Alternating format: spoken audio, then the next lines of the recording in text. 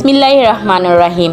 এক বাদশার একটি বাগান ছিল। বাগানটি ছিল অনেক বড় এবং বিভিন্ন স্তর বিশিষ্ট। বাদশাহ একজন লোককে ডাকলেন, তার হাতে একটি ঝুড়ি দিয়ে বললেন, আমার এই বাগানে যাও এবং ঝুড়ি বোঝাই করে নানা রকম ফল নিয়ে আসো। তুমি যদি ঝুড়ি ভরে ফল আনতে পারো আমি তোমাকে পুরস্কৃত করব, কিন্তু শর্ত হলো বাগানের যে অংশে তুমি পার হবে সেখানে তুমি আর আসতে পারবে না। লোকটি মনে করলো এটা তো আর কঠিন কাজ নয়। সে এক দরজা দিয়ে বাগানে প্রবেশ করলো, দেখলো গাছে ফল পেকে আছে, নানা জাতের সুন্দর সুন্দর ফল, কিন্তু এগুলো তার পছন্দ হলো না। সে বাগানের সামনের অংশে গেল, এখানকার ফলগুলো তার কিছুটা পছন্দ হলো, কিন্তু সে ভাবলো আচ্ছা থাক, সামনের অংশে গিয়ে দেখি, সেখানে হয়তো আরও উন্নত ফল পাবো, সেখান থেকেই ফল নিয়ে ঝুড়ি ভরবো। সে সামনে এসে পরের অংশে এসে অনেক উন্নত মানের ফল পেল। এখানে এসে তার মনে হলো এখান থেকে কিছু ফল ছিঁড়ে নেই, কিন্তু পরক্ষণে তার ভাবতে লাগলো সবচেয়ে ফল ভালো যেটা সেটা দিয়েই ঝুড়ি ভরে নেব। তাই সে সামনে এগিয়ে বাগানের সর্বশেষ অংশে প্রবেশ করলো। সে এখন এসে দেখলো ফলের কোনো চিহ্নই নাই এখানে। অতএব সে আফসোস করতে লাগলো আর বলতে লাগলো, হায়, আমি যদি বাগানে ঢুকেই ফল সংগ্রহ করতাম তাহলে আমার ঝুড়ি এখন খালি থাকতো না। আমি এখন বাচ্চাকে কি করে মুখ দেখাবো?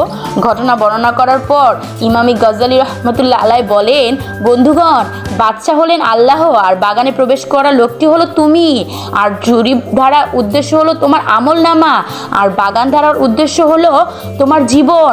বাগানের বিভিন্ন অংশে তোমার জীবনের বিভিন্ন ধাপ, আর তোমাকে নেক কাজের ফল ছিঁড়তে বলা হয়েছে। কিন্তু তুমি প্রতিদিনই ভাবো আগামীকাল থেকে ফল ছিঁড়া আরম্ভ করব।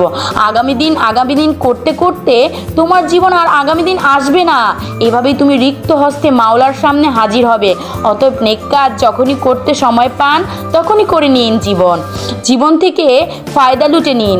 তাই জীবন নামক বাগানে বিচরণকালে আমল নামায় বিশেষ ঝুড়িতে যখনই সুযোগ পাওয়া যায় তখনই নেকি আমল ফল দিয়ে প্রথম থেকে ভরা শুরু করতে হবে। পরে আর সময় পাবে কি না সেটা কিন্তু কারোই জানা নেই। তাই আমরা আজকের কাজ কালকে করব, কালকে থেকে এই ভালো কাজটা করব, এমন করতে করতে আমাদের সময় ঠিকই চলে যায়, কিন্তু আমাদের সেই আমলনামা বা আমাদের সেই কাজটি করা হয় না। তাই এমনটা করা কখনোই উচিত না। যখনই আমরা সময় পাবো তখনই আমাদের সময়ের কাজ সময়ে করে নেব। কথায় আছে, সময়ের 1 ফোর অসময়ের 10 ফোর।